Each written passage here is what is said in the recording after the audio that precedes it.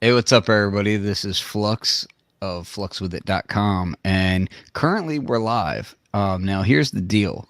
One of the guests is not here yet, but that's okay because we've heard him talk a lot, and he likes to talk a lot. So when he gets here, I'm sure he'll do just that. In the meantime, I want to talk a little bit about what this show is and what it's going to be about. Oh, hold on, let me mute this. There we go. Yeah, so here's the deal. This episode I've done Isla Instruments S2400 shows and live streams before. Now, previously, they were more like updates and information about the product that was coming, that sort of thing, right? This is not really that. Now that product has launched, this is a Synth Summit Show episode. And if you haven't been on the Synth Summit Show or seen it before, basically what I like to do is I like to interview the people behind the products. I like to find out, why choices were made, stories behind products. I like to find out, just a little bit about the people who create the products that we're talking about and dealing with. So, this one is going to be cool because not only will we hopefully have Brad when he shows up. Brad, as you might know, Brad Holland is the owner and creator of Isla Instruments. Really, his daughter is the head of Isla Instruments. But in addition to that, I've got Mickey Delp here and Vladimir. I'm going to pronounce this hopefully correctly. Pentalic. Did I pronounce it right? Yeah, it's okay. It's okay. It's close enough, right? Yeah, close enough. Okay, and that's what I like to hear. So you caught me in the middle of pouring my beer, so I need to finish that. Take your time pouring your beer. So we actually did. Mickey was on a show with Brad and I earlier. This was right after launch, and that was more of a celebration show. And I had a few people ask what happened to that show. That was a celebration show, and it's gone. Technically, I do still have the video, but I haven't been able to bring myself to actually watch it yet. Because it was just an enjoyable celebration, and I'll leave it at that. So if you were there for that show, you learned a lot of really cool stuff. And yeah, I'll leave it at that. So let me introduce who we have here. Okay, I'll start with Mickey and Mickey Delp. Can you tell us a little bit about who you are? And if you don't tell us enough, then I'll start diving into it because I know a good amount about you too. Yeah.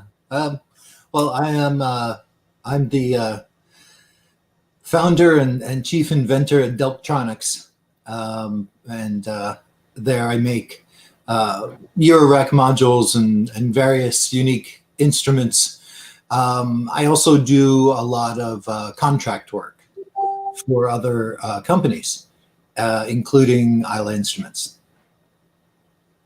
So okay, sure. And can you tell us before we move on completely from that? So your primary, your primary job on the S2400, right, is all the user interface and sequencer, correct? Yeah. People familiar with my work and my obsession with drum machines might be surprised. I'm working on a digital thing, and on the drum brute, I did all the analog sound circuitry, and on the S2400, I was in charge of the whole user interface and sequencer code. Excellent. Now, Vlad, can you tell the people a little bit about who you are and what your background is?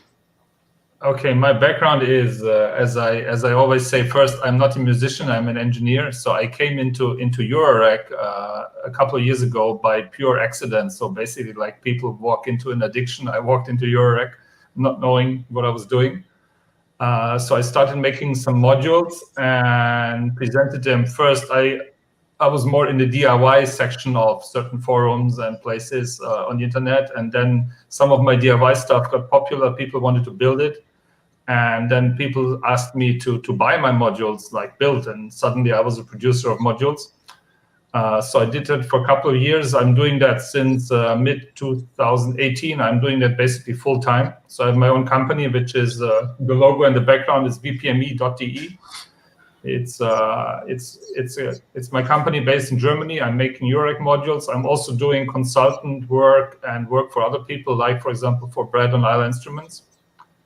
So, and then basically it was almost exactly 2 years ago that Brad approached me saying, hey, I need a few lines of code written for a drum machine that I want to copy. And yeah, so we wrote a few lines of code, and he wanted to go into production in like 6 months. So it was like more like 18 months, but that's how deadlines go. Yeah, that's a pretty common thing in the industry. This one was a little bit more interesting on that level. Yeah, so basically we've got two guys from the Eurorack world. Now, granted, Eurorack and Eurorack Plus, but two guys from the Eurorack world. How do you guys feel like this kind of weighed into how you approached this machine? Well, it's just a bigger module, right? Slightly bigger module. Yeah, that's how I feel about Eurorack. It's it's like real instruments chopped into tiny bits. So actually, I'm sure everyone's happy to hear you imply that Eurorack is not real instruments. real's the wrong word. Whole. There we go. Modules aren't standalone. They're little slices of functionality. But I like working on as a musician and as a producer on boxes that kind of do everything in the box. So in regards to drum machines, Mickey, you've had a long history with doing different drum machines.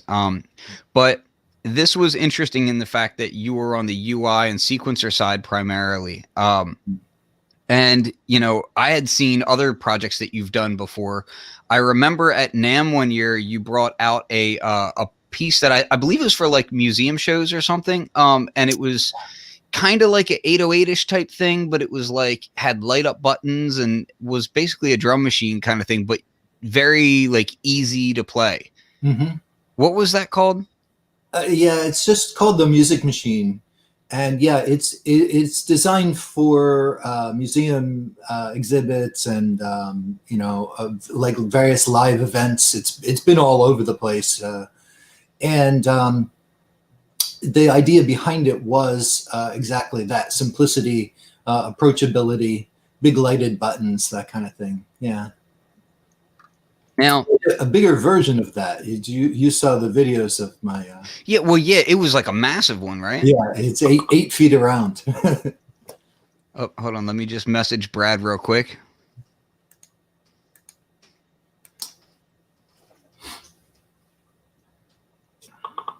Okay, so he says he'll be here in 2 minutes. So I'm just letting him know that, hey, when you get here, we're gonna put you on blast. So. Was that your first sequencer, drum machine kind of thing that you were doing? Oh no, that wasn't the first one that I had done. I guess the first one was the LDB-1, the little drummer boy. Oh yeah, and you had the Trigger Man. Little guy like that, the Trigger Man. Plus, as a performer, mostly I work with instruments that I've built myself. So I have built multiple generations of sequencers to use for performance. Now, Vlad, can you tell me a little bit about as far as dealing with a sampler? What experience had you had prior to this with doing sampler code? Well, by pure chance, I was just basically a few months before Brad contacted me. I started working on my own Eurorack drum module, which is the QD, which is a 4-voice drum, which is a 4-voice Eurorack drum module, and it has basically samples inside. It has wavetables and also digital modeling. So basically, I had a 4-channel version of Brad's machine already in Eurorack, And then he said, we need 8 channels. I said, okay, we can do it with some more CPU power. So basically, I was already working on sample-based drum stuff in the Eurorack world. I was also working before that on the Euclidean circles, which is kind of my first module that I made, which is a 6-channel trigger sequencer. So I already had a drum sequencer in a way, and I had a drum module, and then basically Brad came, so I was kind of prepared for what was coming. That's kind of like, that perfect perfect storm when things happen in this way. What was your website again? It's vpme.de.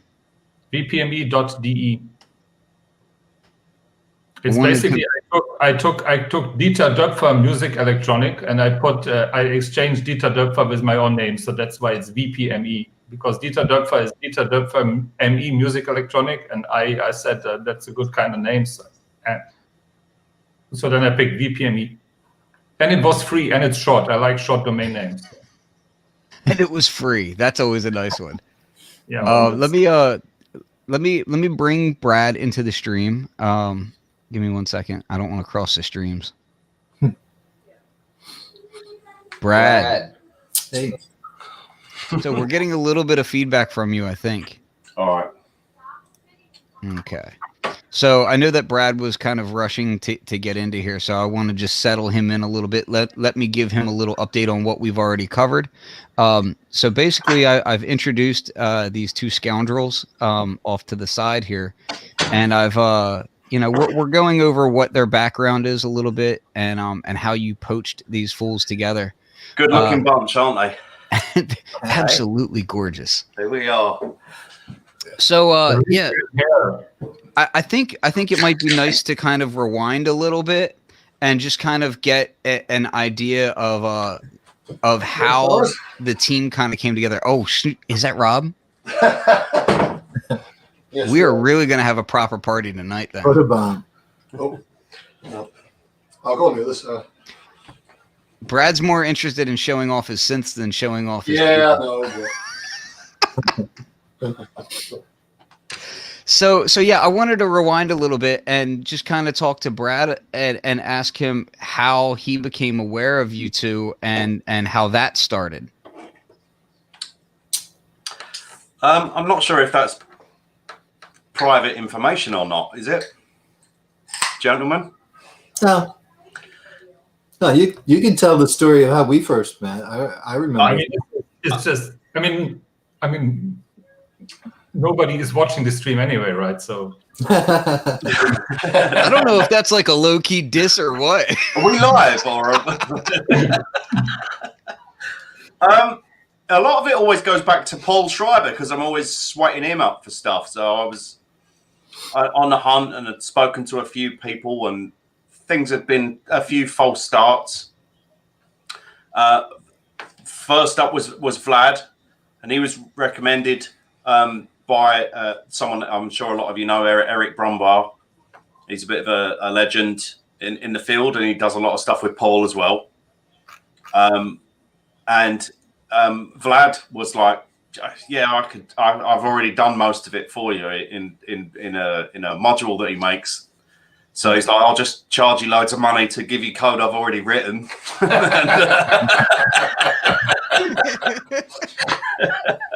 And literally within about a week, Vlad had something up and running on a dev board, and we hit the ground running. And there was a couple of false starts with the user interface aspect, and I do things really stupidly. I kind of say that I can do something and then learn how to do it, and then have to do it for fear of getting killed. So Mickey came to the rescue. I actually, well, it was the NobCon that we were supposed to meet at, Ken, and for whatever the reasons were, you couldn't make it at the time. But I'd obviously been speaking to Mickey a lot, and Mickey had already done some work with me on the chord bot a while back before that. But then we got to meet and hang out properly at NobCon, and that was the rest. The rest is history. We're getting the band back together. Did I get that right, guys? Pretty close. Pretty close. Yeah. Yeah. So it's just really cool that one of the things is Vlad. I don't think you've ever gotten to go to a NobCon, right? No. I didn't. Yeah. I haven't made it yet to any of the US shows. I just did the Super Boost for 3 years in a row, and the Dutch Modular, and some smaller meetings in Germany. But I didn't make the jump yet over to your side. Yeah, hopefully you can come out to a NobCon sometime. Very, very great event. So let's also introduce, because we haven't introduced him real quick, Rob. Hello. Why don't you tell people about who you are and why your legs are exposed? because it's super hot in Florida at the minute. That's why it's gone back to being warm again. Yes, I've known Brad for nearly 20 years. We used to DJ together in Manchester. We shared a house at one point, and then we 2 points. 2 points, I should say. Then Brad invited me literally for a holiday to go and see him in Spain.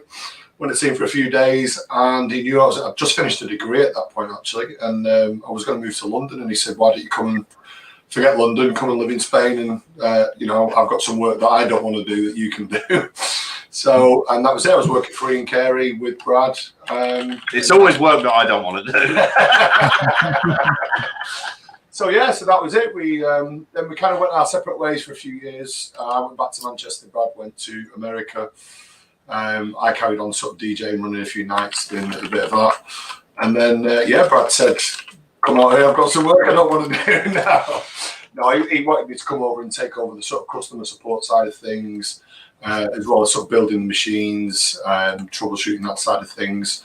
And just sort of dealing with the sort of day-to-day running aspects that Brad can avoid doing because he shouldn't be doing them. He should be focusing on the vision for the business and that side of things. I think.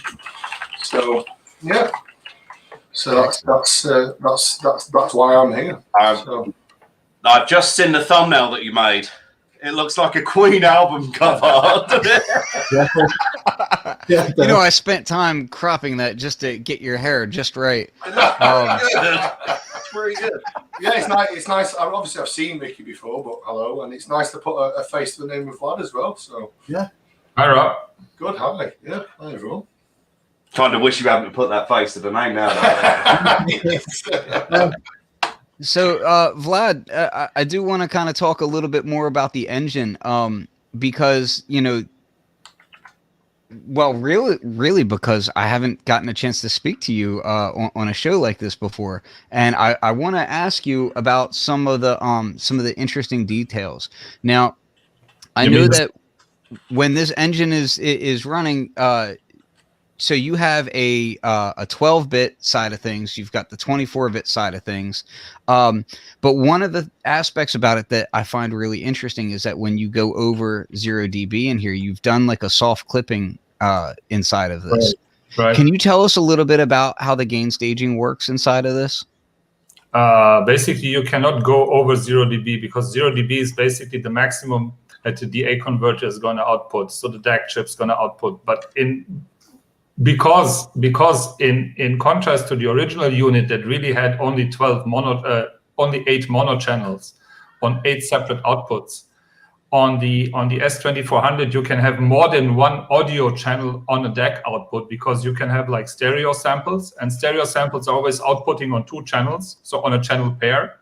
So basically, even if you have one sample assigned to channel 1 and the other sample to channel 2, in case they're both stereo, they're both going to come out on channel 1 and 2. So that's already 2 voices basically on one DAC. Then you have the audio, then you have the input monitoring and the live looping. So worst case, you have like 4 channels on one DAC output. And for that reason, we had to give the DAC some headroom. And this is why we basically went back by 6 dB or a factor of 2 as a default. That means that as a default, there is no clipping. But if you drive it a bit louder, basically, because you know that, because even if all these voices are active, it's rare that they're all going to be in phase and hit a maximum amplitude. So you can basically drive it hotter than that. And then in order not to clip, there's a kind of a soft clipper inside that's also basically going to add you some warmth or some distortion. Excellent. Yeah, and that's something that I've been utilizing a lot. I actually find myself kind of enjoying the sound of how you did that. Like, I don't know. Can you tell us a little bit about exactly what it is, as far like, is it like a model of something, or is it like, how is it going about doing that? Is it just folding something up, or like, how is it making the sound the way it sounds? Well, it's a nonlinear element, Mhm. basically. So it's not really a sophisticated model in terms of I didn't model a tube or something like that. It's just it's just a basic nonlinear element with some cleverly picked curves to do the saturation. Yeah, because it sounds great. Like, you can push it, and it doesn't give you Non-disclosure that. agreement. What's that? Oh yeah. We're gonna go there, are we?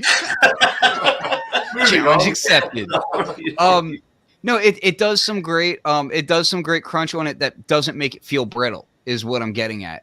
Like, a lot of the times on some newer drum machines, when you push them too hard, things just get brittle very fast. And this, I feel like, I've got certain interfaces and whatnot in my setup these days that have really nice converters in them, and it just are really nice. And when you push them too hard, they have, a soft saturation in them, and they sound great. But I have some older interfaces in here that when you do the same thing, they don't do that, and they get brittle very easy. And you hear that hard line squaring, and it just doesn't really, you want to stay the hell away from it, basically. Yeah.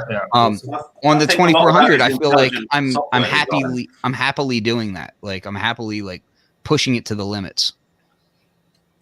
Yeah, that was the idea, to be able to do that. So, Brad, why don't you tell me a little bit about, so you were essentially, your task was to kind of arrange these two guys to make the machine that you had envisioned, right? And what sort of leeway did you find was helpful to give them, so that you could be like, look, this is kind of what I want to do, but a lot of the times developers will kind of like find interesting ways of doing things, whatever. What were some of the surprises for you in that development? Not so much surprises, but from the designer aspect and the engineer aspect, the software developing aspect, there's always going to be but we can do this. This should be easy. And from the software development side, there's always going to be, we can do anything. Yeah, you're right. But do you want to release this thing in a year, or do you want to release it in 10 years? So I think, which is to your credit, there's been a lot of, I kind of forgot your original question now, but fair enough. To me, I kind of read that as a, the guys have, they've had to rein me in a lot, haven't you? Sure. Yeah. Sure. well, yeah, but also I would just say, on top of that, it's nice to be working on a project, and you have guys like these two who can kind of pull on references of what they've done and what they know that will work and whatnot, and execute in interesting ways. Exactly. Yeah.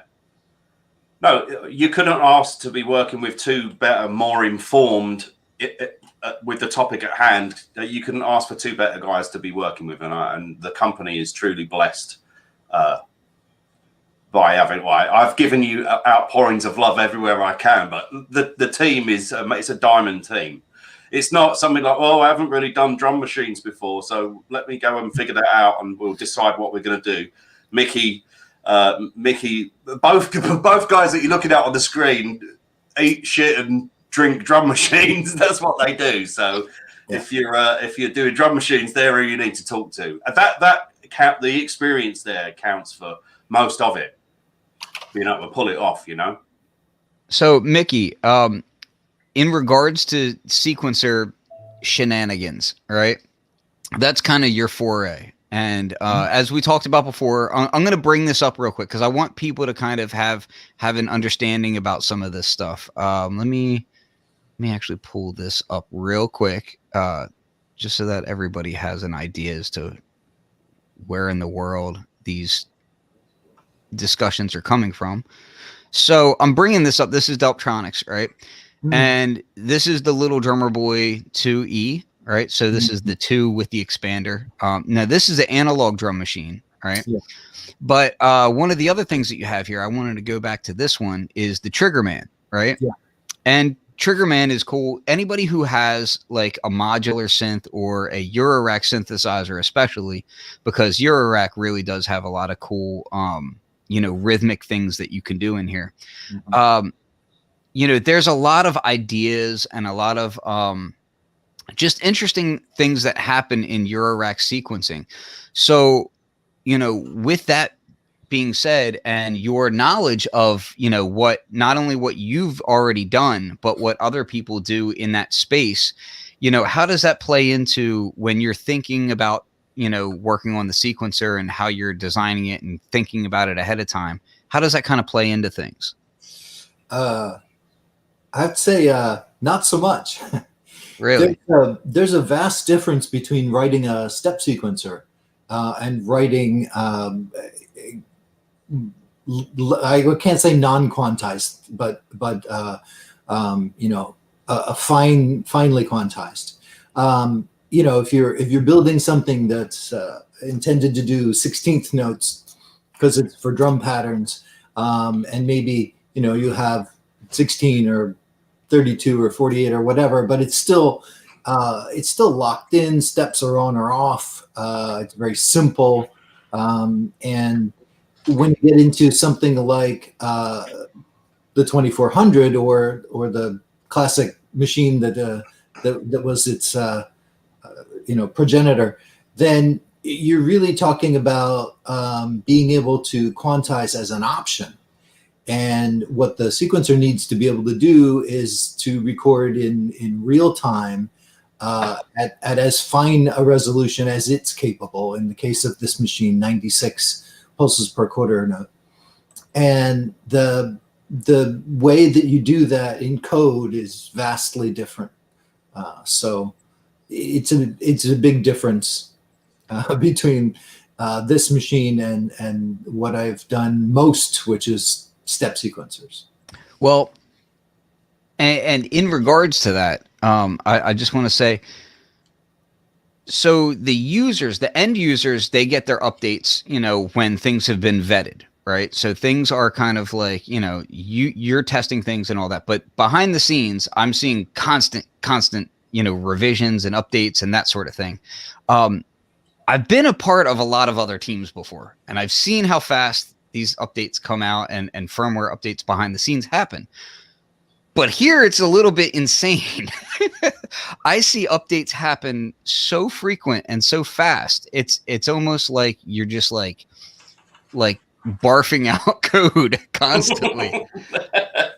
Yeah. So it makes me wonder, like, okay, you're doing these sequencer things and you're it's not just sequencer, but it's also implementation. So it's like moving features around, it's accessing those features. How do you access those features? As you go along, do you find yourself at all looking at things and saying, man, like, okay, I did this way, but progress is moving so fast. You're like, I really want to completely change this workflow, but I don't want to break how users are used to using it. Oh yeah, well, that's now that we're in production. That's we're going to run up into that. That's normal. We just come up with a better way of doing something, or maybe we shouldn't do it because now it is what it is and it's live. But at Flux, as you know, seeing it during the development. Things did change and became more consistent across different areas and improved and such. So yeah, that definitely happens. But once you're live, you have to look at that much more carefully and critically and say, do we really want to change that? Is it minor? Is it fundamental? Is it just going to really annoy the users who have now spent months learning it. So. Yeah, and that's one of the things that I guess that's also where Brad comes into play as well, as far as like, because at the end of the day, it's going to be Brad who puts his foot down and says, yay or nay, right? I think Mickey will agree that is not the truth. Mickey pretty much dictates, right? No, we're not doing that. So basically, Mickey has a feature request queue, and then he has like a little sticky Post-it notes with stuff that Brad wants. No, Mickey has a feature request tray. And then he's got a phone book. and like a synth cat on YouTube, he just goes. Yeah. But yeah, I mean, I'll tell you, I look at things that where they were pre-release, right? Which is obviously pre-release is not a finished product, to where it happened to be at 1.0, right? Like dropping and releasing, shipping the first units. Yeah. And the progress that happened there was like staggering. I mean, honestly, like the speed was like, oh my goodness, this is really moving along quick. So I know that there were some late nights and early mornings and everything in between to get to that point. I want to ask you guys about stress. This is something that I tend to bring up in these shows. How do you guys manage your workload? Because this is something that I know that being involved in an industry like music tech, it's very much a passion industry. And that's not quite the same as like if you're working like a regular job and you're not as emotionally invested. So you tend to, there's no getting around like bringing it home with you, like, and living it all the time, like I'm getting exacerbated just thinking of it. So how do you guys manage the stress of like deadlines and just really trying to make sure something's solid so that people are happy and not throwing spears and everything else? Don't have deadlines for a start. Well, yeah, because we don't. We just get things done as we can. Personally, and I know the other guys are going to have say their own opinions as well, but I think dealing with the stress and stuff, it is a big thing to deal with. But I actually think that this pandemic has somewhat helped.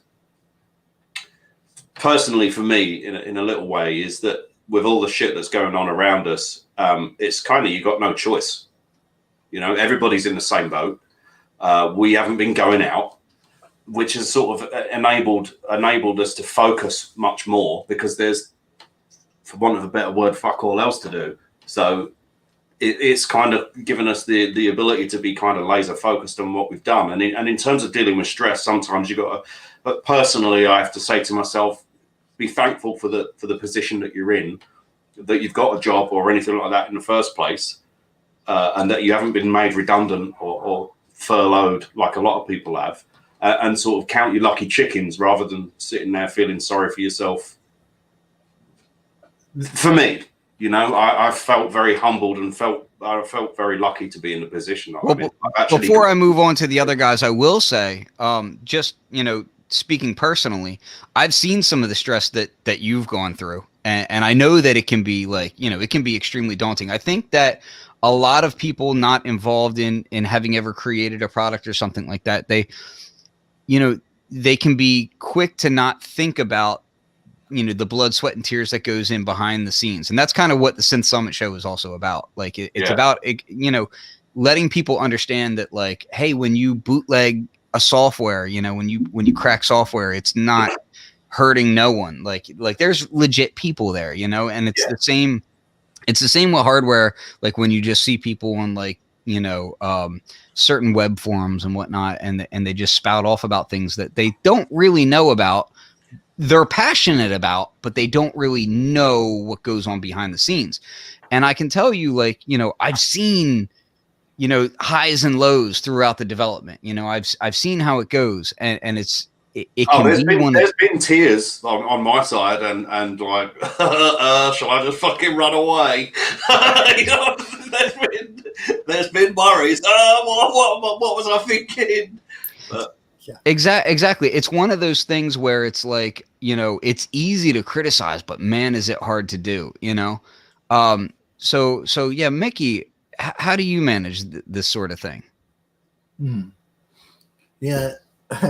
Well, my general stress reaction is to dive into my work and try to avoid the rest of the world. So I'm kind of very productive when stressed, but it doesn't lessen the mental strain of it. This project was at times stressful. There was certainly a feeling of responsibility, because of the goal, because this was a machine that's inspired by a beloved classic, and to be able to, honestly and with a straight face say, yeah, it is. It does take its DNA and it's inspired, and we built this with the love of the original, but that really did for me add a lot of weight to the project. It's a little different than creating something from whole cloth. So there was that. And during the process, of course, the hardware was being manufactured. And so I knew that once the machines were in Florida, it was going to ship, and that the software had to be at a state by that time that it was usable, that everything that was there was complete and working. And so no deadlines maybe, but I think there was a deadline. I sure felt it. Well, for that one, definitely, for when you have a, I didn't think about that one, Mickey. Sorry. Well, that one, that was a pretty big one. You're right. There's no hard deadlines though. There isn't. This feature must be in place at this point. Yeah. That it's more like what I see from you guys, because obviously I was part of the sort of group in one sense, is that it's more to do with there's this issue, that issue gets fixed because you guys are pretty much, it feels like 24/7. The issue get addressed, so it's not deadlines put in terms of hard deadlines. It's more like, yeah, that's something we need to get going. This is what we're doing. There's never any dead time or any dead space where things aren't being worked on, and that's I think I've seen someone asking a question about there's no deadlines. Well, not in that sense, but the kind of the flow of the work kind of just gets everything to where it needs to be. I think what I meant to say is that we didn't ever put a specific date as a deadline for something to be finished. I guess it was just like now. We didn't yesterday. I think that shipping deadline was a everybody was that stressed differently. Obviously, Mickey and I feel a little bit rude for not being sensitive to that. Then that Mickey would the pressure there from the deadline in the sense that we had to ship and my stress was there for like these things have got to get out the door because I'm getting ripped apart by. The closer you get to shipping, the more people do things like credit card chargebacks and want refunds and stuff like that. And it's like, we're not going to have the money to ship these things soon, But it's all good. Yeah, and I think there was there was a press all the way around the bend just for the fact of like, I know from just personal conversations with Brad, like, you were very adamant from the very, very beginning. You were like, I want to get this thing out, on time, as close to on time, as any project can be, as I can do from like day one, because you were like, look, I did the ChordBot thing and I don't want to relive, this, and I just want to get it done. And then COVID hit. COVID was just like everything just going sideways. Yeah. Well, I mean, I was supposed to come out in February, I think it was. Well, it's a good job that you didn't know. Well, really. yeah, and then it didn't. I was here in September because of COVID. But like Brad said, in a sense, it has kind of been good because it means we're fully focused, and the whole team is, because what else is there to do in that sense? You know? Yeah. No. Yeah. So let me ask you, Vlad. As far as the on the engine side of things, when you were creating the code and kind of making it get to where you felt the goal would be achieved, audibly. What were some of the challenges involved for you on that? The problem is that the goalposts basically kept moving all the time, because the initial description of the project was like recreate the s2400. Yeah. And then I did that, and then Mickey came along and added all the sequencery bits, and suddenly he asked me for all these features that were never in the original description. So I had to go like envelopes, and I said, well, the SP1200 has a simple decay envelope. You have that. Yeah, but I want a full-featured 12-stage envelope, or 8-stage. Or how many data are there anyway? Yeah. He wants 8-stage envelope, so I had to add the envelope. And then, I want his single-cycle waveforms. I want gating pairs. Basically, each time I thought the engine is done, Mickey and Brad new stuff that it needs to do. Oh, by the way, did you read the memo about the live looping? I said, what memo? Is it starting to become apparent who's the real bully on the team now? In the beginning, I thought I was blazing ahead because I did the back end. All the engine was there waiting for somebody to use it. Then Mickey started using it, and somebody said, yeah, but your engine doesn't do that. And I said, well, yeah, because I didn't know it has to do that. So that was kind of a fun interaction between the three of us, basically constantly chasing each other. Hey, you need to do this. Yes, but for me to do this, you need to do this. But then and so on. So it was like very often Mickey said, I need this feature done. And I said, yes, but you need to make the UI first so I can test it. So then he would write a bit of UI for me to trigger that feature. Then he could basically expand his UI using that feature. So it was a round robin process. But in terms of Corona, for me, probably the biggest stress was not on the Isla project, but on my Eurorack side of things. Because Eurorack basically took off in 2020. I mean, I sold basically double the stuff I sold in 2019. And I blame a large part of that on Corona. So it was basically all the people sitting at home getting handouts from the government, and all the musicians just investing that into gear. I mean, I know a friend of mine who's a producer in Berlin, and he said all the Berlin musicians, they got like 5,000 euros as a help from the government, and he said they never had that much cash in their account ever. We should be expecting some great music out of Berlin soon. Yeah. And so basically, as you could not use the stimulus to pay your rent or food, you had to invest it in gear. So everybody was buying gear like crazy last year. Yeah, that's interesting. Yeah, that's like polar opposite from how it gets done over here. But more stressful situation for me was all these Eurorack people buying stuff like crazies. Yeah. Mm-hmm. What Vlad didn't fail to say there, though, when he was talking about me and Mickey giving him things that weren't on the remit, is that it didn't make this big song and dance about, oh, you didn't talk about this. This is going to be very difficult. We need some time to think about this and script this out and really code this up. We're like, okay, we're thinking it's going to take a few weeks, and then you wake up the next day and Vlad's done about 50 commits to the code base, and it's done. And you're like, what was all the big crying for? If you just do it in one night anyway. Well, this is one thing that I've learned about developers is they love Star Trek, right? They all love Star Trek because of Scotty. Yeah. Right? All developers are Scotty. They tell you we cannot do it. Oh, actually, we can. They tell you that the ship is dead in the water for a month, and then what happens 30 minutes later? You're warp speed ahead. So yeah, absolutely. But my point in bringing this stuff up is that by the pushing and the changing and the evolving of what's happened, it's definitely not at all like, I see people bring up the word clone, and I'm like, not like from day one, that was not the mention. Like it was never a clone. And you really see it with the features and functionality that happens, you know.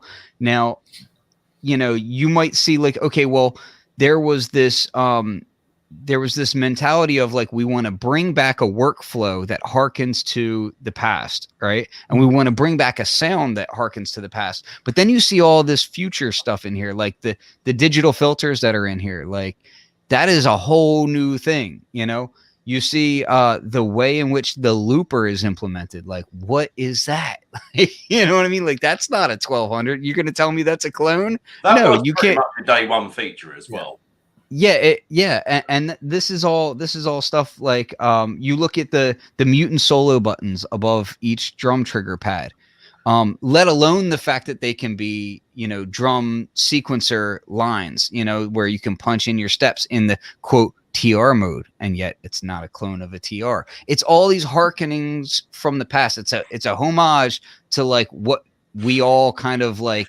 It's a midlife crisis of old gear. That's exactly what it is, and that's what I try to explain to people. I'm like, and that's not a bad thing. That's an awesome thing, because the truth of the matter is, I was on a forum today, and people were asking why is the 2000 XL rising in price so fast? It's in the thousands now when it was so low before. I'm like, look at the age of the people who were teenagers when 2000 XL was used to make hits, right?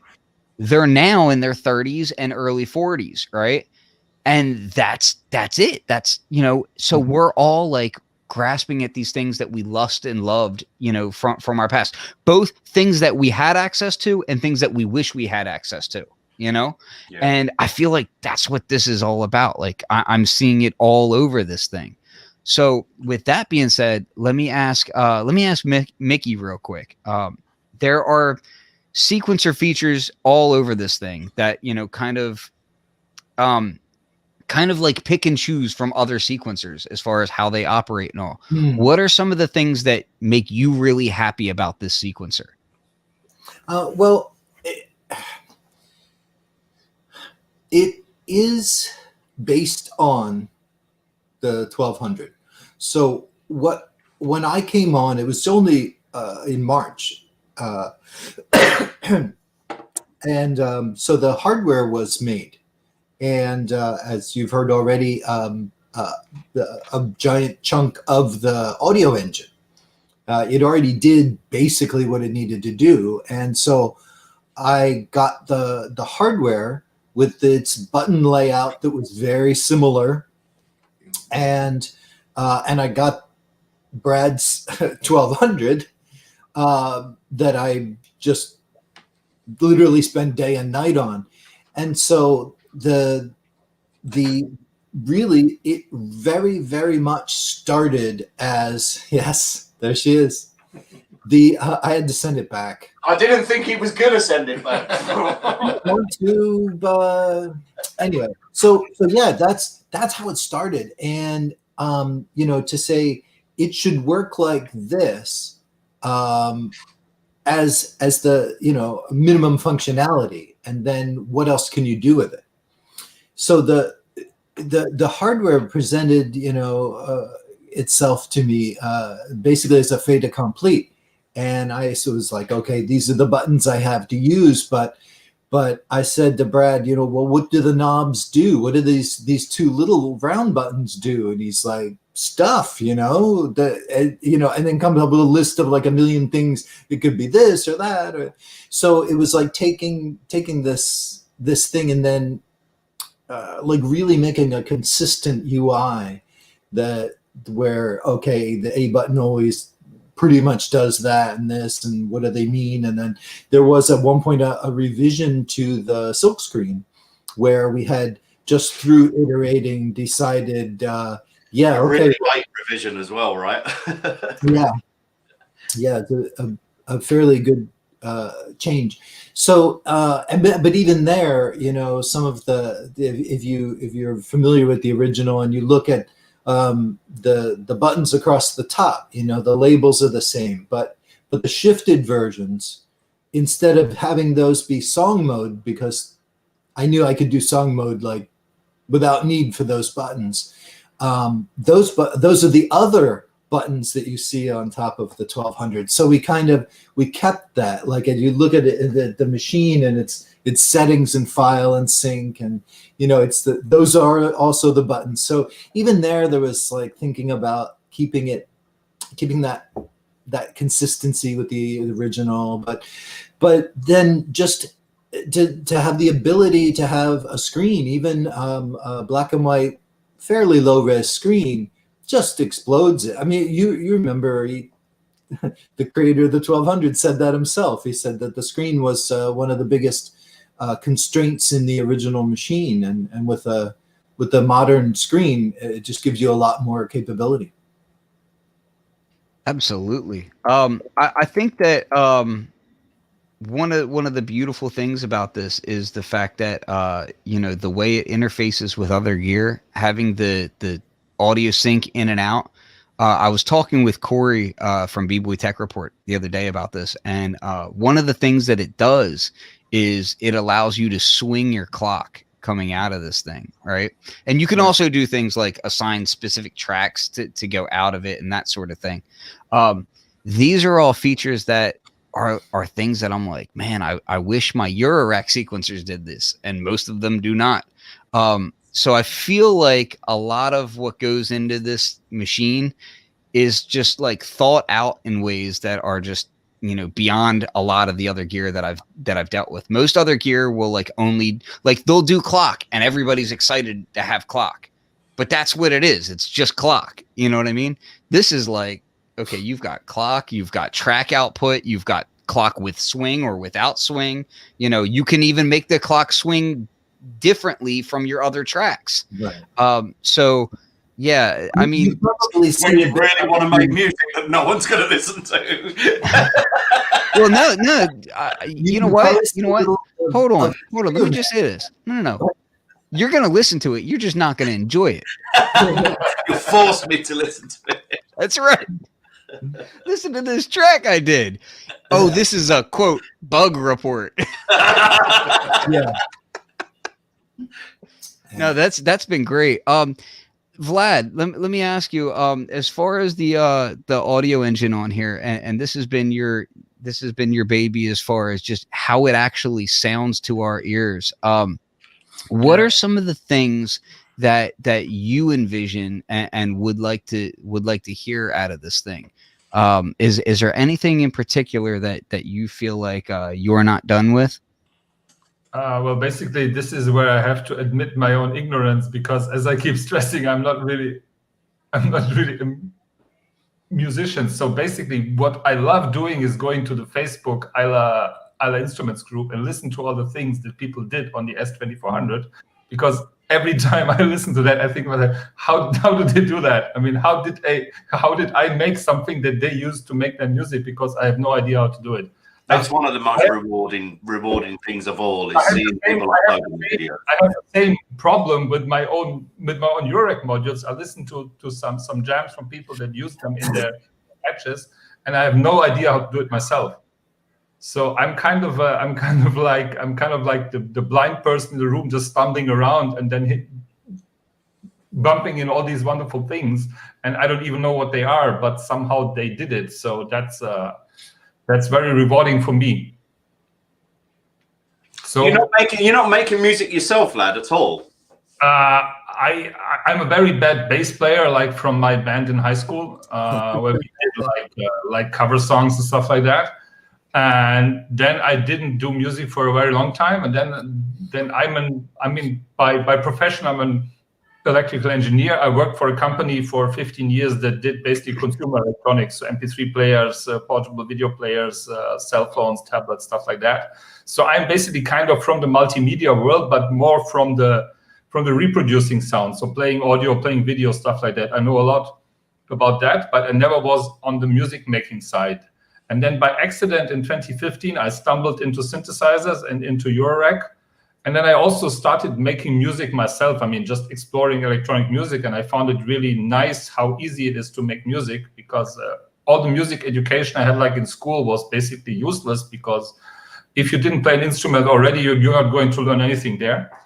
So I found electronic music in itself very rewarding, but never to the point where I would actually, I don't know, perform or do something like that. So it's more like exploration, or basically during module development that I would make some music for myself. But I'm not, again, I'm not really a musician in that sense.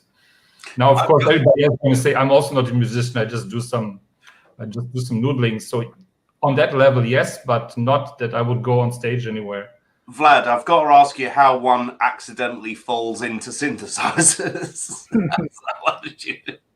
Actually, that's well, there's a long story and a short story. The short story is that basically I knew Eric, who basically referred me to you. I knew him for like 10 years already before, just discussing embedded electronics and Linux stuff with him. And then someday he mentioned, like off the cuff, oh, well, I also do that Eurorack stuff. And I looked at Eurorack stuff and I said, oh, well, I know that. That's like 19-inch module carriers. That's like R&D equipment. And he said, yes, but they're using it to basically connecting modules to each other and patching them. And then I started looking into that. And at that time, I was kind of a bit bored at my previous job, and I was looking into doing something different. So basically, I started in my free time. I started doing some Eurorack modules, and this is how I got into it. More from the DIY electronic side of things than actually from the side of things that I want to make music. Fair enough. That's awesome. Yeah, and just to point out, you're not by any stretch of the imagination alone on that sort of thing. A lot of extremely prominent music tech developers were not musicians, but they had, people like Herb Deutsch, beside them, and, helped create these musical devices because they knew what they were good at and they enjoyed being good at what they were good at. And then they would bring an artist alongside and say, hey, what do you think of this? And get ideas and kind of, go back and forth. I did bring up the module here, the quad drum, because I think it's pretty interesting. A lot of what this module is, speaks to what the S2400 is, and back and forth in interesting ways. Just the fact that you have, a drum module that you had been working on, and now you've got this massive machine. It's kind of it's kind of impressive to go from one to the other, Have you got one of those, Ken? I do actually, Yeah, and I was, well, I haven't got any Mickey's either. Well, I actually have Mickey's as well. I have the Little Drummer Boy 2, which I believe I did. I think I did a video on that one, but I also did. Do you have a Eurorack at all? Well, I've got to start somewhere, haven't I? Mickey talks, or Brad is the kind of guy who will talk trash on Eurorack. Don't send him anything. Yeah. He'll be like, what do you need? What do you need? That's all faff. Like, so. The real problem is Eurorack is a black hole. So if I have the real stuff, he's not going to come back for 6 months, right? You see how that whole real instrument thing just came back up there, right, Mickey? Yeah. He said, I like the real stuff. You see that? You can't encourage that kind of behavior. Now, I will say, so yeah, Mickey has another module that's a WeChuck. Like literally, I think that's the name of the module is the WeChuck module. And you can plug a Nintendo WeChuck into it and you can control your synth from that stuff. And it brings about the idea that, UI is kind of something, in the mind at all times and kind of working through. So when you're working on the S2400, the UI itself, the hardware was there, right? So then you guys had to really kind of look at it and say, okay, like, I know that when Brad was kind of putting this together, there was a lot of thought about, okay, we're going to add this, and this, and this. You've got dual concentric pots. Who does that? So many people have brought that up, and I don't get it. What's wrong with concentric pots? I like it. I like it. No, I enjoy it. They're just not common. Yeah, but I don't understand why people haven't done that with synths, because it saves space for a start. Yeah, especially with filters as well. But I think they're more expensive too, though. Yeah. Right. So there's that, and I This mean is that also. And we have to be honest here. Vlad is coming from Vlad's background in the commercial sector with huge rollouts of big products that we all know. You've often sort of tried to rein me in a few times. We're like, dude, this is going to cost you a lot of money, and I'm like, yeah, but I'd rather it had that on it than not. I think there's definitely a sort of there's different cost considerations. Yeah, but there's different angles of approaching it. It's like, it can be drummed into you at companies that you've got to try and shave off like 0.5 cent. And when you're talking Well, about and that's what I kept saying, because I was these were expensive pots because they weren't off the shelf. They were made custom for us. Not hugely custom, but they were a customized thing that we bought. And yeah, they were more expensive, but they're the tits. They're awesome, right? But it wasn't just the pots that you were doing that kind of stuff with either, because I remember I had a few conversations with you. Hold on, I'll let Vlad go. Go ahead. Ken, did you know that they even customized the body color of the pots to be green just for you? Well, to be fair, that wasn't Brad. That wasn't Brad. That was the factory, who were such fans of mine that were like, we're going to do this for everyone. Yeah. And I appreciate the consideration. I'm kidding, fucking Pierce. But I'll say, like that was something that came up continually, because I would say to Brad, I'm like, dude, like, why are you adding this, and that? Like, that's adding cost. And you're like, yeah, but I can do it. And I was like, yeah, but it's adding cost. And you're like, yeah, but I can do it. I was just like, but you're going to need to raise your cost. And you're like, I'm going to do it.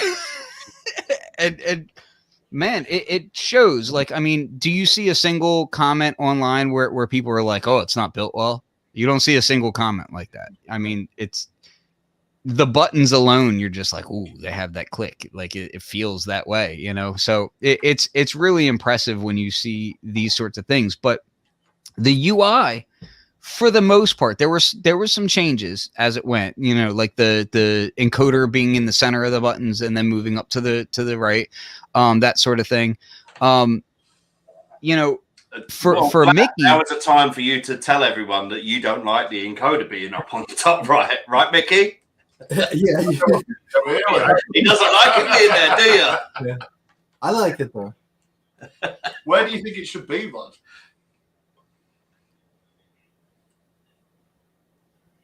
Vlad, where do you think it should be?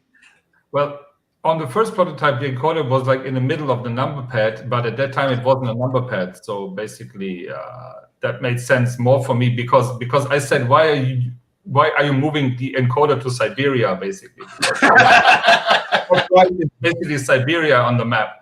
It's like it's also because I'm left-handed, so for me it's like way out there. Okay, well, being left-handed, see, and that gets into things like I've had the same discussions with Akai when I talk to Akai about their like live, for instance, how it's I feel like their pads are on the opposite side that I would want them to be. I want it to be right-handed so that I can finger drum with my right hand and control the sequencer and everything with my left. Yeah. So that's always something that will come up, but there are things that are done on the UI because part of the design of the machine is to give you that nostalgic feel, you know what I mean? To get you to be like, yeah, I'm not using an evolution of an MPC. I'm using an evolution of, a completely different work form. That SP1200 had a style to it that didn't evolve past that. But there were those of us who love that workflow, So like there's things like the shift button being on the upper left-hand side, and then you have like what would be, your different function buttons down the right-hand side, which, on the 1200, you would have to scroll through those to get, you'd have to bank through the different buttons to get the different functions. Now you have that same workflow, but it's more immediate, For me, it seems that you have, like you say, the shift on the left-hand side, you have the encoder on the right, because that gives you this whole open space in the middle that you work on. That's where the workflow is. The top right is the control, and then everything else is open for you. Yeah, I agree. I think you don't get in your own way. Yeah, exactly. Your hands are always, my mirror, are in the corners. Yeah. So you can shift a lot to do different things, and your hands on the encoder in the upper right. And I think it's like the first machine where the encoder's above the screen, and it looked weird when I first saw it, but man, now I really like that. Keep your hands where I can see them. Yeah. So yeah, it worked out. Yeah, so it's just interesting to me that how the design is laid out, and then Mickey gets to think like, okay, well, how am I going to make this sequencer work with this and that, and like TR mode came about. So that was Vlad's, not Vlad's. Sorry, that was Brad's. There are a couple of things that like are my invention, but Brad did have a lot of the core features like in mind, and using those 16 buttons as a TR style step sequencer, that was an early on thing that he wanted to be in there. Yeah, those mutant solo buttons were they were in when you started, right, Mickey? The buttons were there, yeah. Mutant solos, but they weren't mutant solo. Right. We did have buttons. We had like 2 prototypes without any of those buttons, though. They were added. Those 16. Yeah, that was another thing, where I'm looking, just comparing the old machine and this one. I'm like, okay, what do these do? Yeah, and immediately the TR mode was one of the things, and then it was like, and we put the VU meter for when we're sampling, we use it for that as well. Yeah, and but yeah, I think it was making the mutant solo. I think was actually me, but yeah. So evolving with that, there's all these like weird things that this thing does that a 1200 couldn't even think of doing, even if they thought about doing it, the processor technology wasn't there. Weird, like what? The envelopes. I want to dive into because I actually had a conversation with Jim Haywood, who is a dirty lawyer. I was having a conversation with him about it the other day, and he was like, yeah, the envelopes don't act how I would think that they would act. And I was like, let me tell you the secret about it. And I'm actually going to let Mickey tell you the secret about it. So can you describe to us a little bit about the fader UI and how that kind of all works and what the point of it is? Yeah. So the envelopes are unique. I just decided that this is how they should work. So I had the idea. Obviously, we wanted some kind of envelope.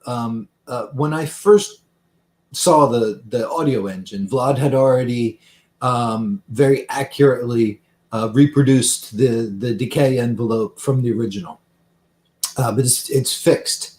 There's a fixed sustain stage and a fixed decay stage, and you have 32. It's not even 32 actually, because on the original the top couple were the same. But you pick one of those and that's your decay. But I knew with a machine that could play a sample as long as your SD card can hold, and we wanted something a little bit more robust. And of course the minimum concept would have been to be able to set the sustain time and the decay time, and have basically the same envelope, but flexible. And I didn't want that.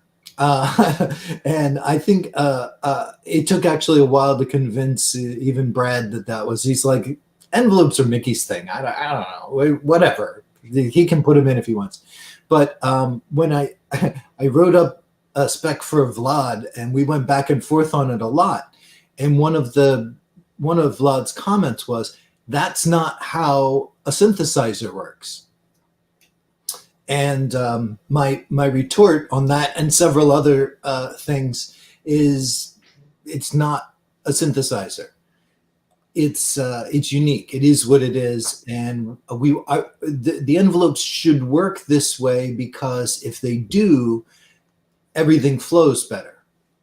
So that's why we have these weird envelopes that I've never seen anywhere else because I invented them. But it works. It does work.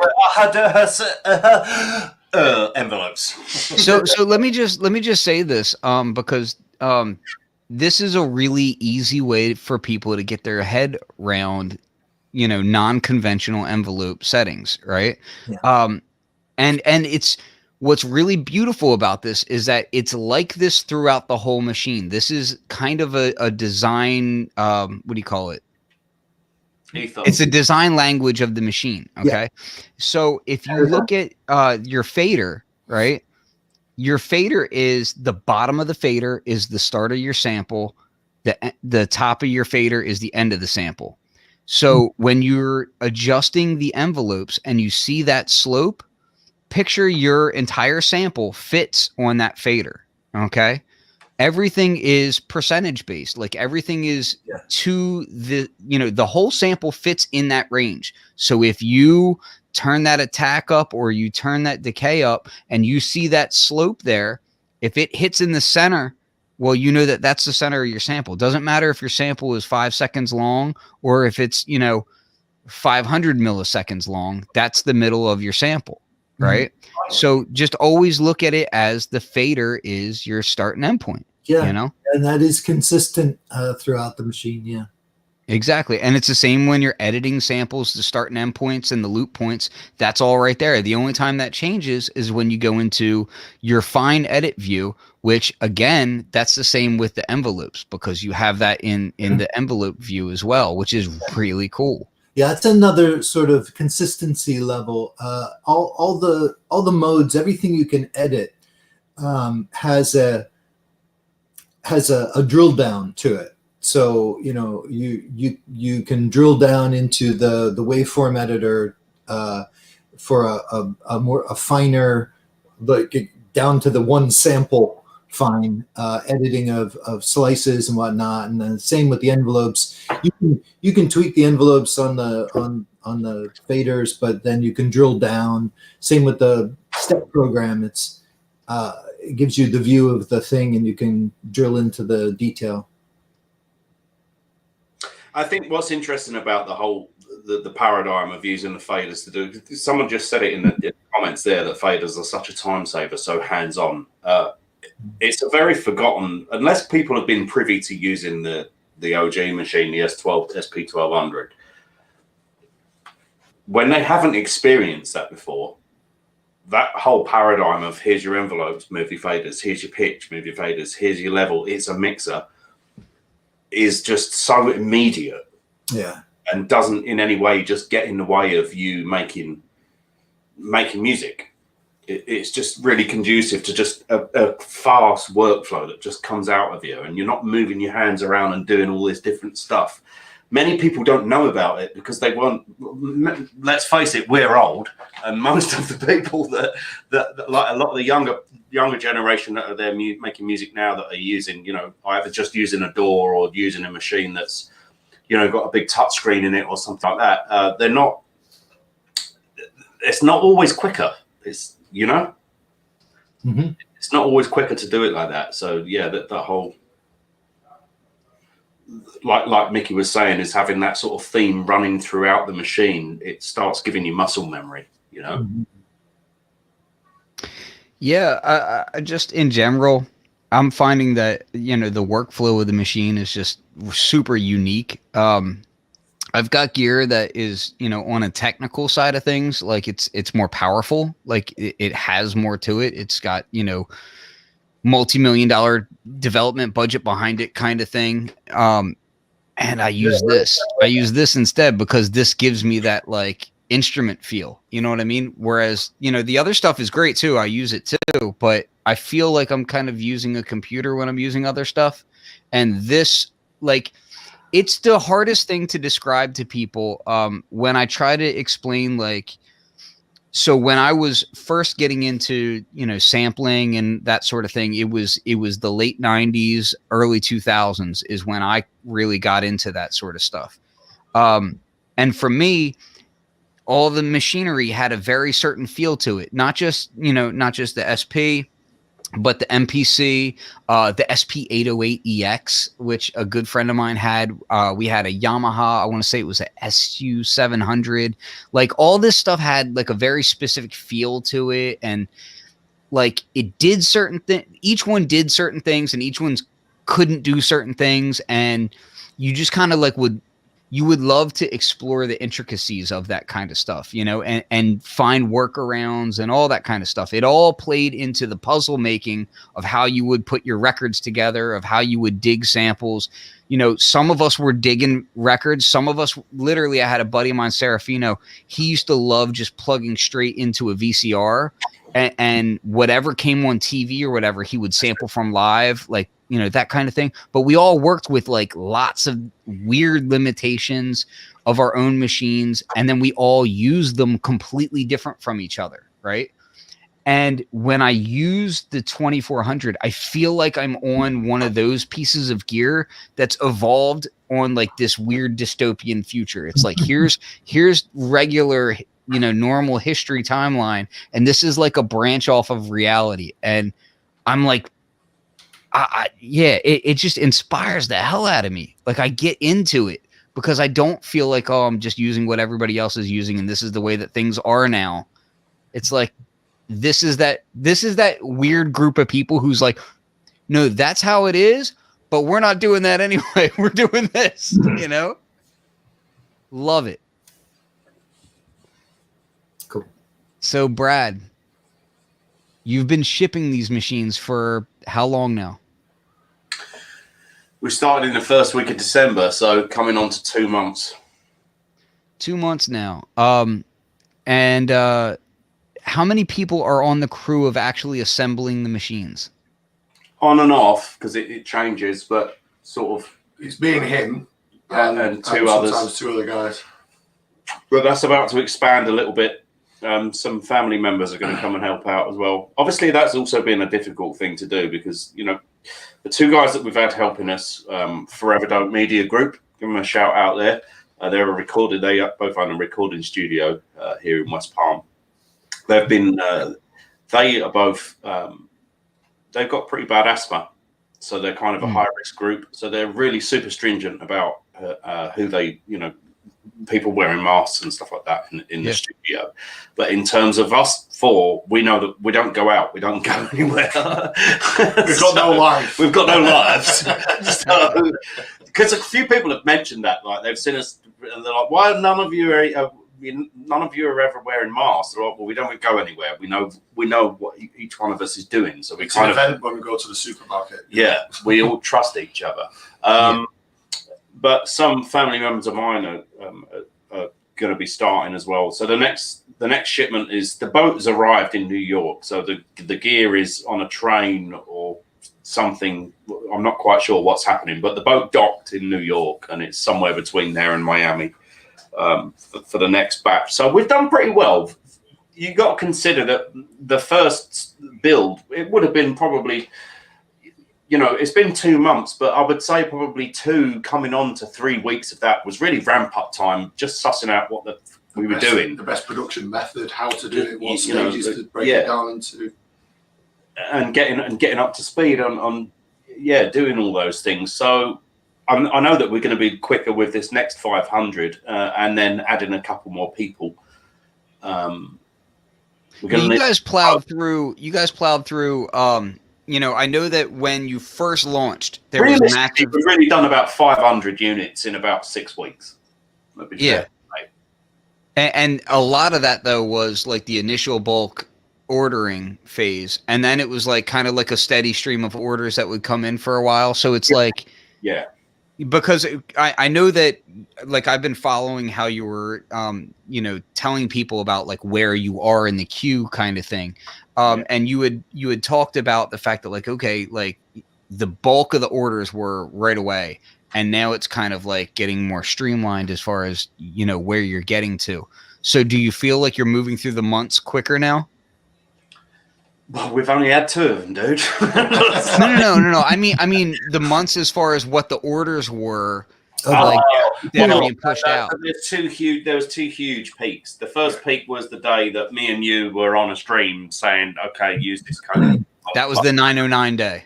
The 909 day. And then I get irritated when people say they got it for $900 because I'm like, no, you didn't. You got it for 909.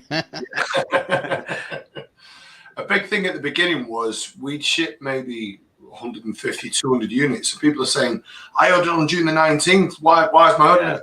Because we had nearly they were all a lot. The bulk of the orders were all on that first and second day. And then it sort of slowly tapered off. And then there's another huge surge of orders when I say, no, for real now, guys. I know I've been saying it for months, but tomorrow the price is going up. So there was a big, huge surge then as well. So people are going to be worried about the same thing when I get to, what was it, September 2020 orders? October, I think. October, yeah. And I think that was where you were announcing, like, hey, like we're going to be going towards the you know, the regular price point, right? Yeah. Mm-hmm. Yeah. Okay, so I've also put a message in the chat here because I want to get some questions out from the chat people. Now, there was a question before this show even started. I'm going to see if I can scroll all the way up because I'm that kind of a guy. I don't think I can, but it said something about like a accessibility feature. I will just say real quickly, the next 500 gets us to around about January, the start of January this year. So what's coming on the boat? And I'm not going to get too specific about numbers because when I get down the list, there's people that ordered 5 units and then this, that, and the other. So you can't give a super accurate number, you know. And sure. as much as people deservedly so want to know where they are in the queue, it's just really not possible unless I'm going to sit there all day just doing that, and that can't be my job. Somebody asked about new orders, and someone said 12 months, but it's not 12 No, it's not 12 months. New orders, there's already another batch in production that isn't on a boat now. So you're looking probably around 4 months at the moment. Have you been hit? Have you been hit by the AKM fire and, you know, the whole chip thing that's going on? No, they were chips that were... you guys probably know more than I do. I think they were used in guitar amps or something, weren't they? Well, they're used in everything, really. Yeah. It was a massive. So just so you know, people are aware out there, there was a massive fire at a factory in China that produces the the DAC converter chips for a lot of gear, like everything from audio interfaces to synthesizers to you name it. And it's greatly impacting the industry. The effects were being felt a while ago, and now I feel like they're really coming to a head. We're starting to see a lot more of it. And on top of that, there was like a whole other chip manufacturing issue that happened over in China. So like there's just been a lot going on as far as chip production is concerned that's been impacting the music tech world. So that's why I asked that question. Yeah, so we are not using an AKM codec. We're using a different brand. So in that respect, we were lucky. I don't know if everybody else is now switching to that brand. So maybe, Brad, you should buy up a few of them. I don't know. I don't know how many. Cirrus Logic, and we use it's Cirrus Logic and TI, isn't it? The ones we use. Yeah. So. Mm-hmm. It's but what Vlad says is facts, because I know a lot of people are like scrambling to deal with the scenario. So it's just a crazy. Hayes Green says AKM was in Japan. Yeah, I can't remember exactly where the factory was. I just know that it caught fire and it was a massive situation. It was either China or Japan. It was one of those two. I thought. Actually, bigger issue of the AKM fire is, of course, consumer electronics is impacted, but AKM was also making precision oscillators that go in basically into everything, like in all the mobile equipment and so on. So this impact of the AKM fire is even bigger than our little niche of consumer electronics. So basically, car manufacturers are not getting chips to make cars. So that is.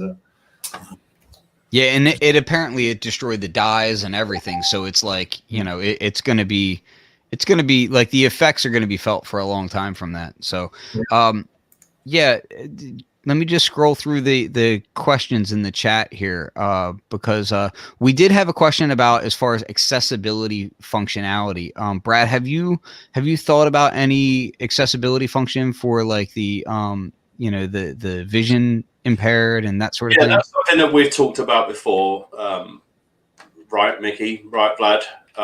But my initial idea with that, because most of the stuff on the thing is hands-on, and I had the idea, since we've got some internal flash memory there, and to enable that mode, that might come at the detriment of having to sacrifice some of the internal factory content.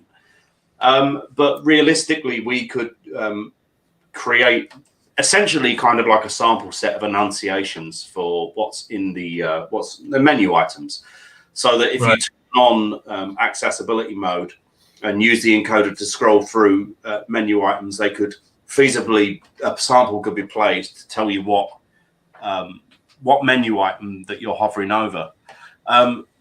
There's a couple of guys that I've spoken to since CordBot actually that have been interested in the project, and they want to help out with how best to, not from a software level, but how best to implement that, because they're both visually impaired.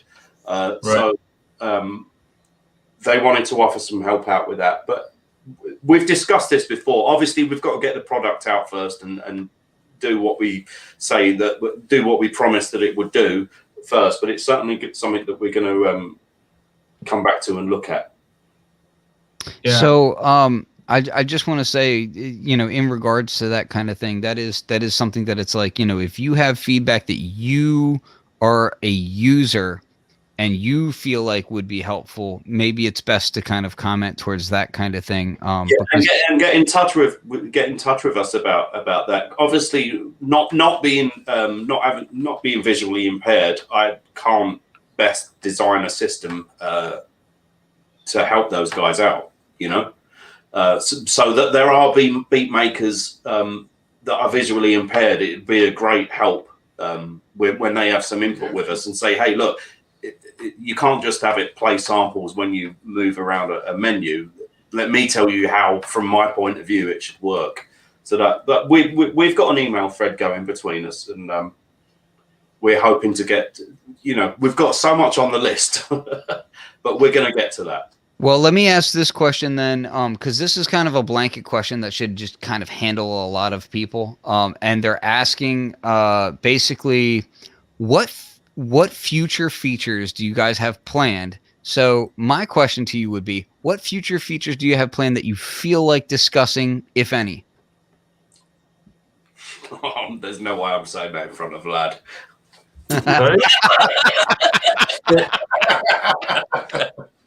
There's a couple that have been announced. This machine is done. It's over. Development is over. Yeah. Vlad's in the middle of one of the more eagerly awaited features right now. Tell everyone what you're working on, Vlad. I'm building Eurorack modules, you know.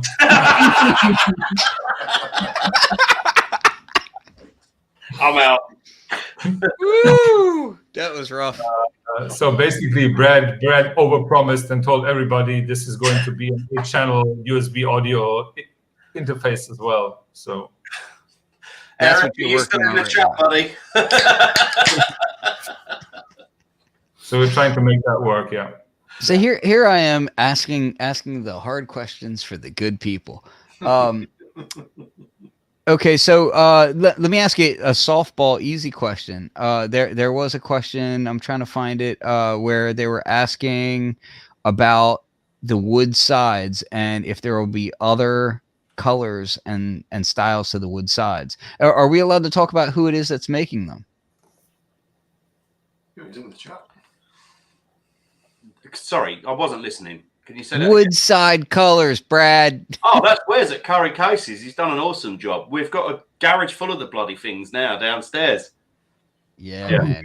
colours coming. And I highly recommend everybody follow his Instagram because he makes the most beautiful stuff. I'm swatting him to do a custom case for my Rhodes because I've got a good friend of mine's restoring my Rhodes for me now that I was supposed to get. Are you hold on? Are you talking about like doing like a wood casing for the Rhodes? Yeah. Yeah, you just shut up. Yeah, Stop. yeah. Don't even talk about it anymore because I'll be so jealous. He's really apprehensive about it, and I know you're watching, Wes. Just stop being a baby. I know you can do a great job. Man, I tell you, I've been bugging my wife about that for so long for mine because my Rhodes was literally in a the Atlantic City Tropicana. Like it's a true lounge lizard, right? But it also lived part of its life as a touring rig, and it's all beat up. And man, I've seen some images where like, yeah, that would just be Wes, do it. Do it. I just want to see it. Just do it. Even if it's not mine, just do it. Wes has just posted an emoticon with no mouth on it. I'm not sure what that means. Man, I tell you what, I've seen some of his work though. And it's like, you have no mouth. He did some stuff for Traversi that I was just like, oh my God. Like, I don't know if you saw that, but yeah, like the case he did for Traversi and the what was it? Like I want to say it was like a grandmother or something that he had made it so you could stack a case into it. And oh man, he's done some cool stuff. So the guy who's doing those wood sides, you know, for people who aren't aware, he does a lot more than just that. And his wood side stuff is like, you know, really high end. So just be aware of that. Yeah, no. So in terms, your original question was like different colors and stuff like that. We're totally going to expand upon all that stuff. But will there be green sides? No, absolutely not ever. Good. But about different colors and things like that, we just need to get the backlog clear so that we've just got a bit of breathing space to offer all of this stuff and see what we want to do, and just trying to handle all of these different, because a lot of guys they want the wood sides shipped on the machine, and we just can't from a logistics point of view and our own sanity, we can't do that right now. So they're being shipped separate. But once the backlog's clear, then the stress is reduced a little bit more, so we can start offering different choices. But I'll be honest, these walnut sides, the American black walnut sides, are beautiful. Dude, I saw them and I was highly jealous when I saw them. Very good. Buy some if you want, mate. Yeah, I hear you. So coming right out of this stream. So, so I have a question on here about any more info on the upgrade boards, effects, filters, etc. This is about the daughter card stuff.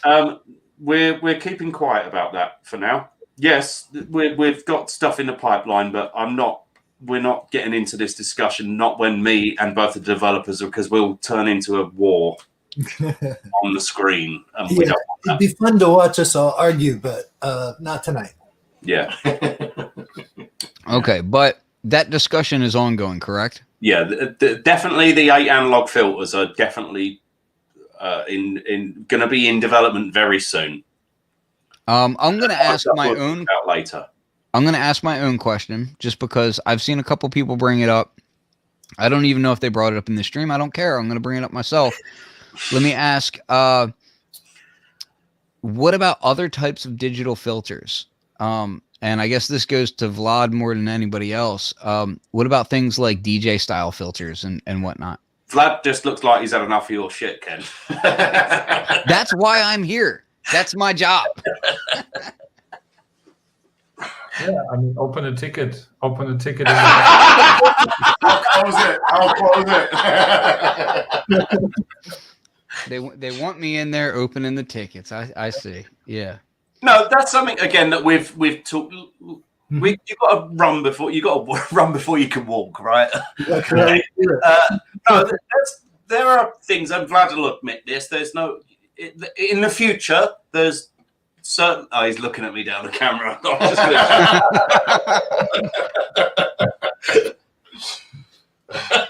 that a text or a blood? Yes. All right, mate. All right. Everything's possible. Yeah. Yeah. Even LFOs. but they're not currently in development. Yeah, Okay. I don't think you'll find any company come on a live stream with you and tell you about stuff that they haven't done yet. Exactly. And I just want to say, like, you know, usually I don't even press everybody as hard as I do about like, oh, what's coming, what's coming, what's coming. But on this stream I do because Brad is the kind of guy who's just like, he's passionate and he wants to do all this stuff too. So it's fun to do that and then watch the devs squirm. But I can't do that because they're here. Well, what's cool is that asleep when I'm saying all the stuff he's going to do. what's cool is that like really it doesn't come back to harm me. Like it comes back to harm you so much, but not so much me, and I'm okay with that. So I can do that kind of thing. But I wanted to say I'll close out the stream just on a few different points, just because we've really taken Vlad into the early morning hours. That's and fine. Well, I really appreciate you coming on here and doing this as well. It's been very, very much appreciated. Good to see you, man. I want to say that this has been a project that's been unlike any other project I've been involved in. I've been involved in quite a few different products. This has been extremely unique.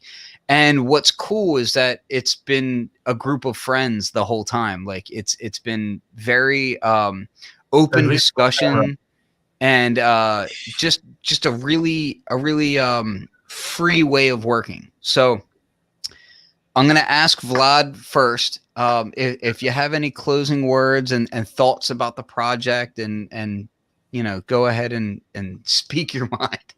Put your web address up on the screen, Vlad, quick. So what I want to say is when I came on board 2 years ago, I was a bit skeptic, I have to admit, because before that I was doing consumer electronic for 15 years. So basically having to ship something for Christmas all the time. I mean, every year or the company goes under. And coming from such a background, Brad coming on and saying, well, here is the UI. It has some buttons. They do some stuff. And I'm like, what do they do? I don't know. So I was a bit skeptic in the beginning. But in the end, I'm quite proud of what we did and what the team achieved, and even what Brad achieved, pulling it all together and basically taking all the hard attacks. Basically, Brad had them every night for like a couple of months. He would like say, I cannot sleep because this is all bugging me, and this is kind of like kept the stress off Mickey and me being free to do our things while Brad was having all these heart attacks. So thank you for that, Brad. Yeah, you guys you did, yeah. But it was also good that you guys weren't named for a while, because as Mickey quite rightly pointed out, if you had been named early on in the project, you'd be getting people directly hammering you for things, and that's not conducive to getting work done. It's, you know. Yeah. That was Mickey's idea. Yeah. I wanted to sell you guys out ages ago and take some stress off of me. No. Little chips. Well, Mickey, how about you? You got any closing words? Yeah, I totally agree with your statement. This is a very unique project. Never been involved in something before where the end user or consumer was so involved in the process, as far as like being kept up to date on everything that was happening with manufacturing, getting demos of every new feature. In fact, it was, for a while, it was really bugging me that Brad, every time I put something into dev, Brad would like do a video because he says, no, people want to see stuff's happening. And that was so unique. And now that it's out there, you know, the user community is still really unique. They're an amazing bunch of people that feel invested in something that they feel like it's their creation too, and in a big way it is. And that's just so unusual. But also I do just want to say that the team is great. Working with Vlad is amazing. We had not met before this project, and I think we work great together, and it's just been great project. Had a lot of fun. Still gonna have a lot of fun.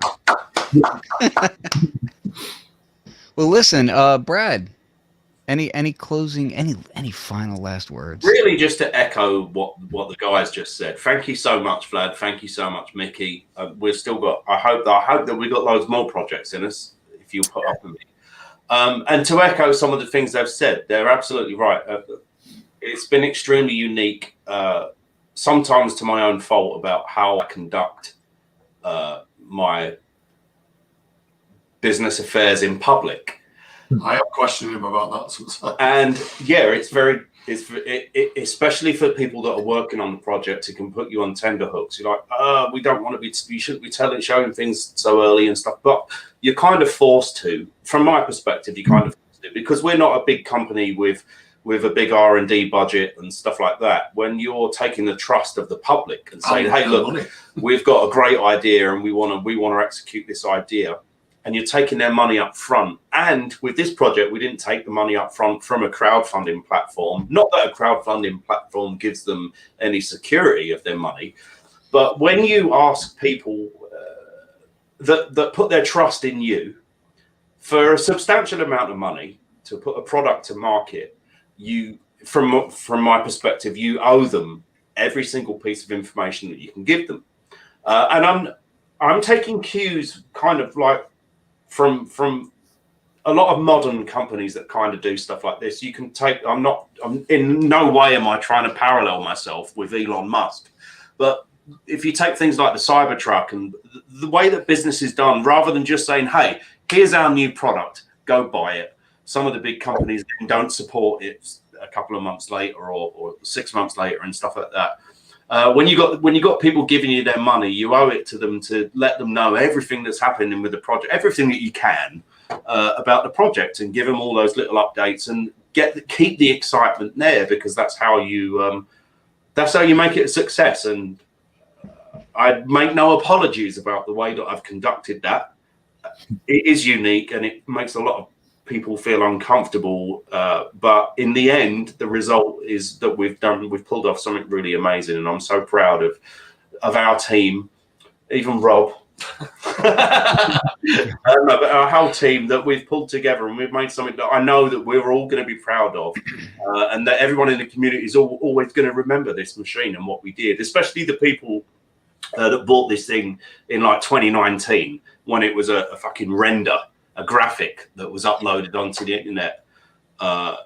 They're never going to forget this, because, and I'm really proud that most of the people, it's got to be something like at least 95% of the people have just said, I love this thing. This is amazing that you just sent it, that we've got it, that I'm playing with it, and I love it. And look, all that amazing music that everyone's already uploading within an hour of unboxing the thing. That's the most important thing, is people unbox this thing, look at it, oh, this looks nice, and then an hour later they've just uploaded some music that's pretty decent within an hour, and I might cry.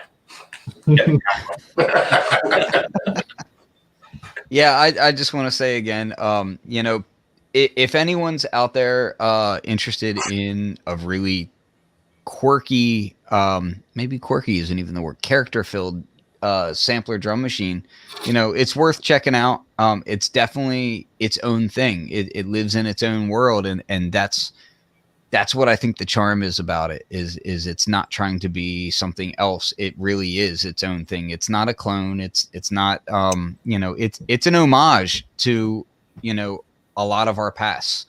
I think part of what makes it so successful as the machine is that there was such a gap between the 1200 and the 20. So people can't say it's a clone, it's X, it's Y, it's Z. No, it isn't. It's yes, it's an inspiration. It's inspired by it. Yeah, but there's been that much time in between that Brad's had the freedom to say, I'm going to add this, I'm going to add that, I'm going to add all these other different features that make it its own thing. Yeah, and that's kind of like also the weird part too, is it's like you have someone who literally enjoys making music all the time. Like before we did the show, Brad's like, oh, let me show you this track. Like Brad's constantly making music too. And he's, he's somebody who's passionate about, doing his own thing and making music. And he's like, look, I love using this type of sound. I love this, and this. He's got a room filled with gear that he honestly should just send to me. He doesn't need it. VSTs do all that anyway, bro. Evidently from your videos, Ken, if I said it to you, you wouldn't know what to do with it. So. Well, ipso facto, whatever. So, yeah, shut up. But yeah, I mean, it's all stemming from this thing of like, using things and then be excited about like, well, what if I could do this? And this, this UI would be cool to be able to be used in this way. And then things evolve in strange ways. And it's great to see that the team is actually like capable of achieving these sorts of things. Like, I mean, I just remember from day one, I was telling Brad, I was like, dude, this has got to get pushed way back. Like, you're crazy. And then Mickey would be like, oh, I coded all this overnight. And I'm just like, oh my God. And Vlad's like knocking stuff out. So, congratulations to you all. Our team as well is it takes every different personality to make a whole rather than all being the same personality. We're all very different to each other. And so we all fit in. We're not invading each other's space in how we work. And maybe aside from you, Ken, but the rest of us.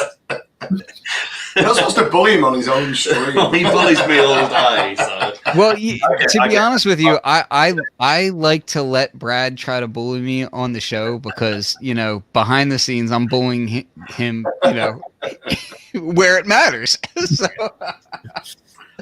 yeah, so thank you guys again for coming on the show. Vlad, it was great. It was great having you on. And I do actually I hope to have Vlad on again in the semi-near future because I actually want to do something with the quad drum. So I have that here and it's really cool. It's surprisingly intuitive and I'm having a lot of fun with that. I wouldn't know. I haven't got one. Well, there you go. It's not a real instrument, Exactly. Touche. And Mickey, thank you again. I really look forward to seeing you again in person soon. That's and I want to send a shout out to Eric out in Texas because he's sending me some barbecue. So I'll get a taste of your hometown soon. Listen, he sent me some as well for Christmas, and it was. Man, Eric is the man. He is the barbecue Santa. So yeah, again, thank you guys, and I will end the broadcast now. Peace. Thank you guys for tuning in, and thank you so much for the donations because it really does fund the show. Because there's not enough music tech nerds to fund this from views. Trust me.